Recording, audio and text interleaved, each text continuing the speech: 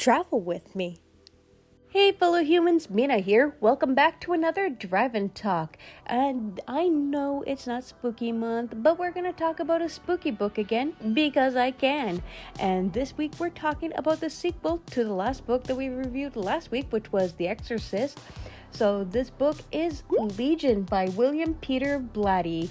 I just want to say that I have not seen the movie. I hear the movie Legion is like the third Exorcist movie, so I'm not quite sure how that happened. If you watched last week's video, you'll know why I haven't watched the Exorcist movie, despite loving the book and despite loving all horror movies and even gory stuff. Doesn't bother me, not a problem. It's eject that gets me.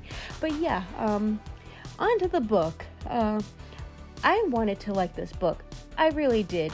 I enjoyed the first book, but this one fell flat. At least the dialogue and writing that I hated in the first book had improved, so there's that. I didn't see this book as part of the horror genre, honestly. It was kind of more like a crime, mystery, solving thing.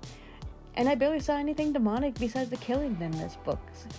And this one is probably a me thing, but I found myself drifting thoughts, and thus I found the book super confusing. I don't know what was I didn't know what was happening most of the time. However, that's probably because I found it pretty dull, and I had to reread different passages many times just to figure out what was going on. I found the pacing to be pretty slow, and it only started being somewhat interesting in part 2 of the book, a little over halfway done. I felt parts 1 and 2 were completely different novels, which part 1 being a whodunit part, and part 2, the sort of demonic possession stuff, but not done nearly as well as The Exorcist. Also, I wouldn't say I like Kinderman in The Exorcist. I found him to be highly annoying, but I hated him even more because he was the main MC in this book. At least his speech was significantly different, both making him the same character from the first book, yet also somewhat different in this book, which is kind of like a weird thing.